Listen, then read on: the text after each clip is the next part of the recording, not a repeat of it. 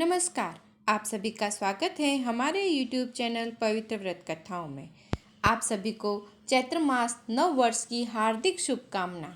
आज मैं आप सभी को गणगौर तीज की पौराणिक 2 कथाएं सुनाने जा रही हूँ और उसके बारे में विधि विधान सभी प्रकार की जानकारी दूंगी। यह व्रत चैत्र मास की शुक्ल पक्ष की तृतीया को मनाया जाता है। इस दिन सौभाग्यवती स्त्रियां व्रत रखती हैं। कहावत है कि इस दिन पार्वती ने भी भगवान शंकर से सौभाग्यवती रहने का वरदान प्राप्त किया था। पार्वती ने अन्य स्त्रियों को सौभाग्यवती रहने का वरदान दिया था। पूजन के समय रेणुका की गणगौर बनाकर उस पर महावर और सिंदूर चढ़ाने का विशेष प्रावधान है।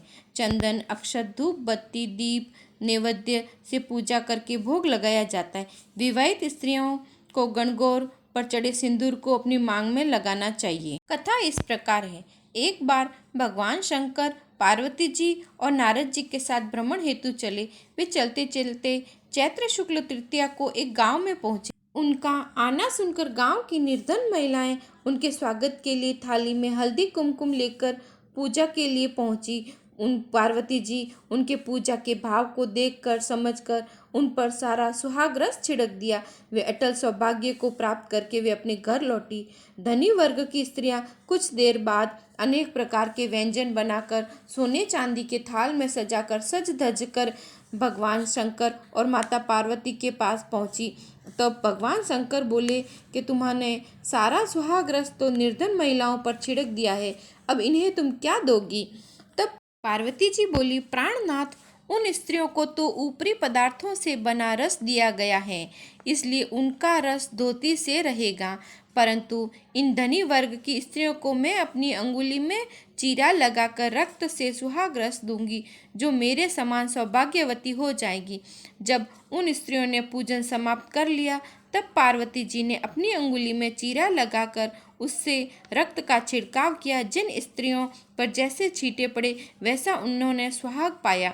इसके बाद पार्वती जी तो अपने पति भगवान शंकर की आज्ञा से लेकर नदी में स्नान करने चली गई। स्नान के पश्चात वे बालू के शिव जी की मूर्ति बनाकर पूजन किया, भोग लगाया, प्रदक्षिणा की और 2 कण का प्रसाद लेकर मस्तक पर रख कर टीका लगाकर उसी समय उस बालू के शिवलिंग से शिवजी प्रकट हुए और पार्वती जी को वरदान दिया, आज के दिन जो स्त्रियां मेरा पूजन करेगी, तुम्हारा व्रत करेगी, उनका पति चिरंजीवी रहेगा तथा मोक्ष को प्राप्त होगा। भगवान शिव का यह वरदान देकर अंतर्ध्यान हो गए। इतना सब करते करते पार्वती जी को काफ़ी समय लग गया। पार्वती जी नदी तट से चलकर उस स्थान पर आई जहां भगवान शंकर और नारद जी को छोड़कर गई थी। शिव जी से विलंब में आने का कारण पूछा। तब पार्वती जी बोली, मेरे भाई बाबज ने मुझे नदी के किनारे मिल गए थे। उन्होंने मुझे दूध भात खाने के लिए रुकने का आग्रह किया, इसी कारण मुझे आने में विलंब हो गया। ऐसा जानकर अंतर्यामी भगवान शंकर ने भी दूध भात खाने की लालसा से नदी तट पर चलने के लिए कहा। पार्वती जी मौन भाव से भगवान शंकर के पीछे पीछे चली और प्रार्थना करती हुई चली कि भगवान आप अंतर्यामी हैं, अपनी दासी की लाज रखना। प्रार्थना करते हुए पार्वती जी तो भगवान के पीछे चलने लगी। उन्होंने दूर नदी तट पर देखा कि माया से एक महल दिखाई दिया। वहां महल के अंदर शिव जी के साले तथा सहलज ने शिव पार्वती का स्वागत किया। वे 2 दिन वहां रुके। तीसरे दिन पार्वती जी ने शिव जी से चलने के लिए कहा तो भगवान शिव जी चलने को तैयार न हुए तथा पार्वती जी रूठकर अकेली ही चल दी। इस ऐसी परिस्थिति में भगवान शिव भी पार्वती के साथ चल पड़े। नारद जी भी साथ चल दिए। चलते चलते भगवान शंकर बोले, मैं तुम्हारे मायके में अपनी माला भूल आया हूँ। माला लाने के लिए पार्वती जी तैयार हुई तो भगवान ने पार्वती जी को न भेजकर नारद जी को भेजा। वहां पहुंचकर नारद जी को कोई महल नहीं नजर आया। दूर दूर तक घना जंगल था। सहसा बिजली चमकी। नारद जी ने शिव जी की माला को एक पेड़ पर टंगे पाया। देखी तो उन्होंने माला ली और वो वापस शिव जी के पास आ गए।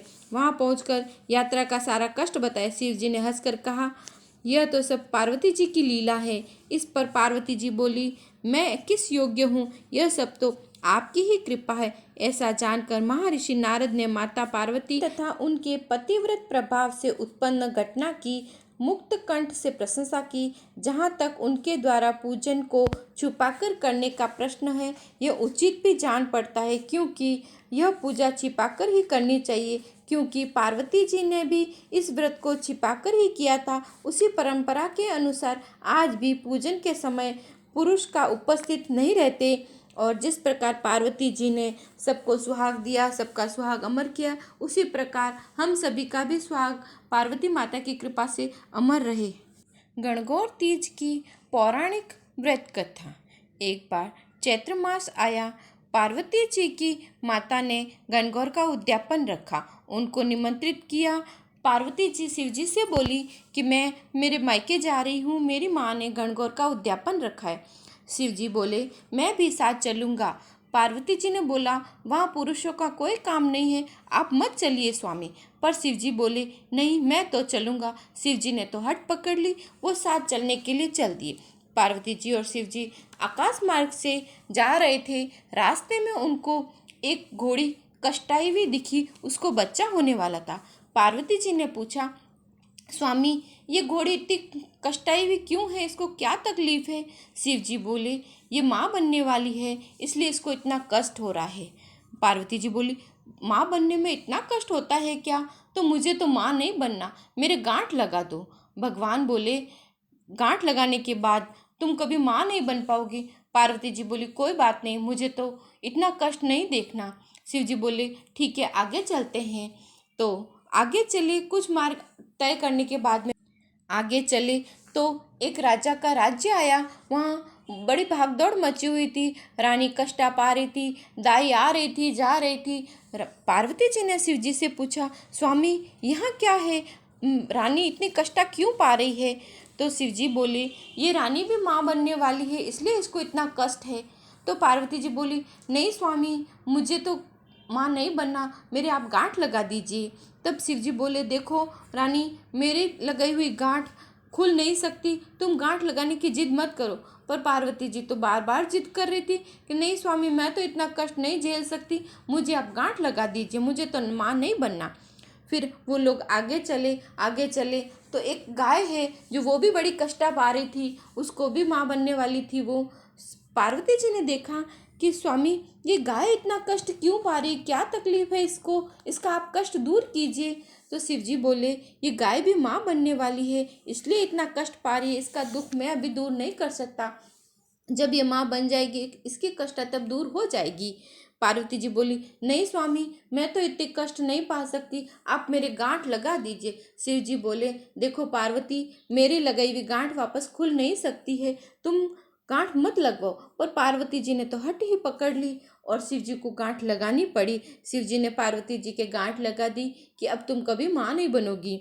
अब वो आगे चले तो वो अपने मायके पहुंची है। मायके पहुंची है, माता के तो गणगौर का उद्यापन है। उन्होंने 16 गौड़नियों और 17 साकिये को उद्यापन के लिए निमंत्रित किया है। सब आए हैं।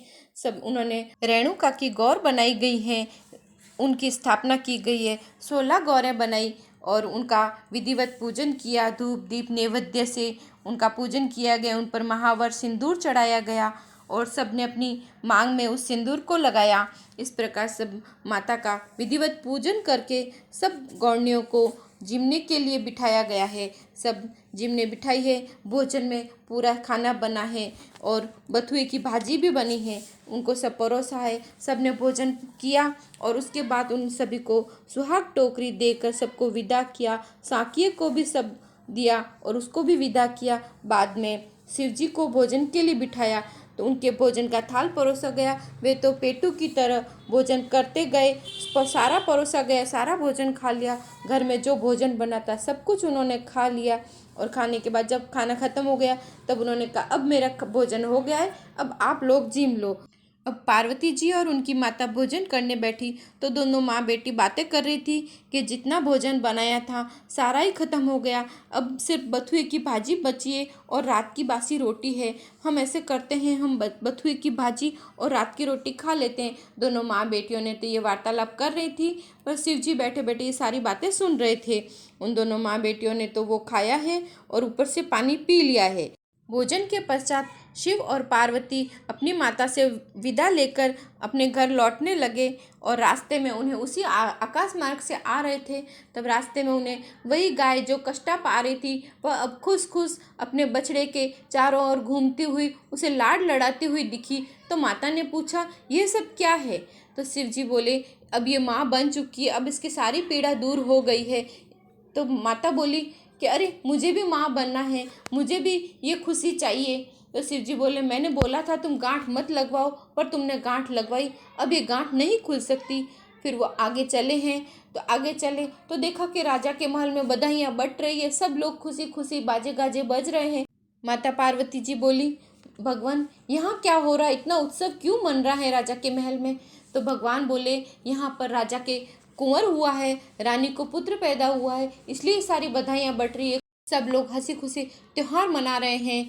अब माता बोली कि मुझे भी माँ बनना है, मुझे भी ये सारी खुशी चाहिए।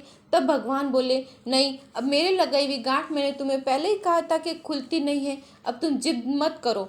अब वो आगे चले हैं कि रास्ते में जो घोड़ी कष्टा पाई हुई थी वो भी अपने बच्चे के चारों ओर घूम रही है और खुश दिखाई दे रही है। इतनी खुशी देखकर माता पार्वती जी तो जिद पर आ गई कि भगवान मुझे भी माँ बनना है, मेरी गांठ खोल दो। तब भगवान शिव जी बोले कि मैंने तुमसे पहले ही कहा था कि तुम गांठ मत लगवाओ, पर माता तो बार बार आग्रह करने लगी कि नहीं, मेरी गांठ खोल दो। इस जिद के कारण भगवान शिव ने उनकी गांठ खोल दी है। हे भगवान, जैसे आपने माता पार्वती की गांठ लगाई वैसे किसी की भी मत लगाना, और जैसे आपने माता पार्वती की गांठ खोली वैसे सभी की गांठ खोल देना। आगे चलते चलते भगवान ने पूछा कि तुमने खाने में क्या खाया है? माता बोली, जो आपने खाया है वही मैंने खाया है। शिव जी ने बार बार पूछा और माता ने बार बार यही जवाब दिया कि जो आपने खाया वही मैंने खाया है। शिव जी को तो क्रोध आ रहा था, पर उन्होंने अभी कुछ नहीं कहा है। अब माता थक गई हैं और माता बोली कि मुझे थोड़ा विश्राम करना है। उन्होंने वहीं पेड़ के नीचे विश्राम किया है और विश्राम करते समय उनकी तो आँख लग गई है। तब शिव जी ने माता के पेट का ढक्कन खोल के देखा तो माता के पेट में बासी रोटी, बथुए की भाजी और पानी दिखा, और शिवजी विचार करने लगे। इतने में माता की नींद खुल गई है।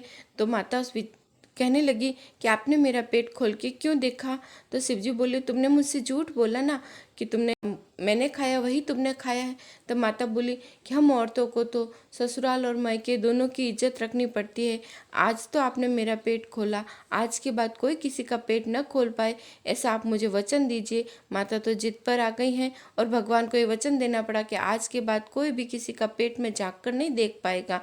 कहानी कहते सुनते हुकार भरते ने अधूरी की पूरी कर जो, पूरी हो तो परवान चढ़ जो, दो नाम घटता दो नाम बढ़ता कर जो। आप सभी को मेरी कथा पसंद आई हो तो प्लीज़ लाइक शेयर सब्सक्राइब कीजिए, और कोई कथा सुनना चाहते हैं तो कमेंट बॉक्स में डालिए। जय श्री कृष्णा।